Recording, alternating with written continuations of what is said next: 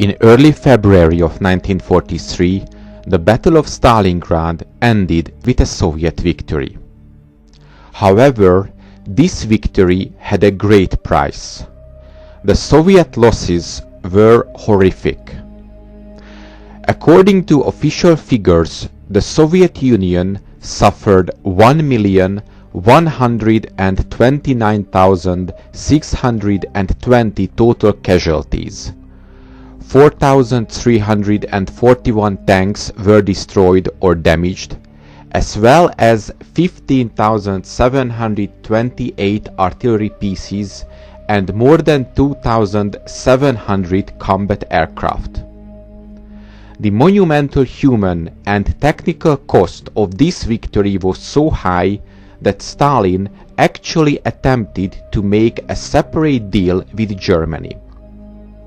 Stalin assessed that the probability of the Allied Second Front was very low in 1943 and that the Soviet Union was not able to beat Germany alone.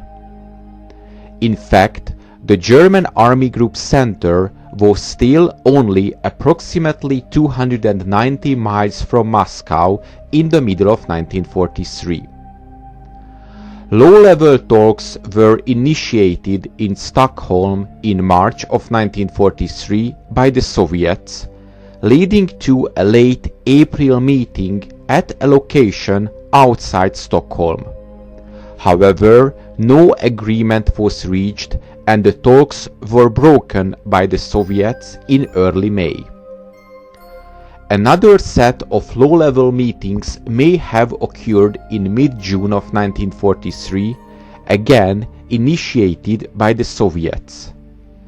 They were reported by the Swedish press on June the 16th and vehemently denied by both Soviets and the Germans, but they were confirmed by US and British intelligence reports.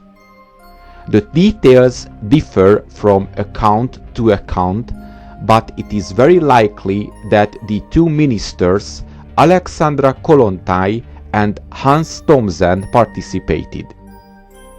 Hans Thomsen was a professional German diplomat. He served at the Embassy of Germany in Washington, representing the German government in the US from November of 1938 to December of 1941.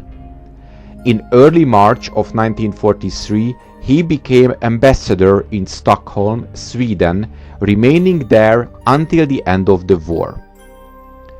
Alexandra Kollontai was a Russian revolutionary politician and diplomat.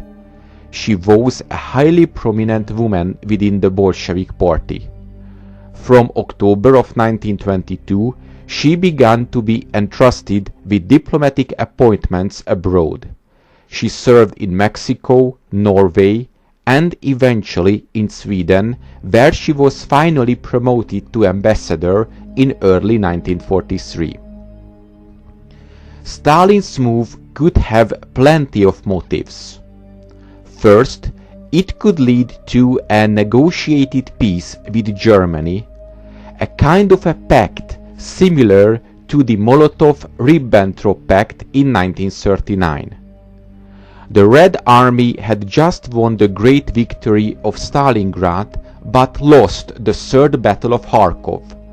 Stalin could make a rough estimate of how long the war would be and that a negotiated peace was worth to try.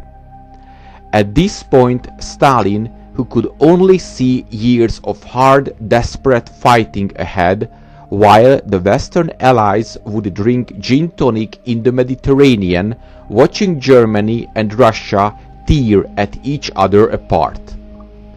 In this case, the question of borders would have been decisive. Stalin would have insisted as a minimum to return to the pre-June 41 borders. Hitler, on the other hand, would have wanted most of what he had in spring of 1943. A deal can be made only if there is a matching of interest, with both sides compromising on some details. Second, it could be leaked to the Allied intelligence as a further proof of the Soviet displeasure and willingness to take an independent course. And finally, point number 3, it could raise the price of Soviet cooperation concerning the map of post-war Europe. Finally, when Hitler learned about the negotiations through the German Foreign Office, he immediately forbade the meetings. He falsely interpreted it as a sign of weakness and thought that the Soviet Union was one final battle away from total defeat. And he gave the order to the German army to crush the Kirk salient.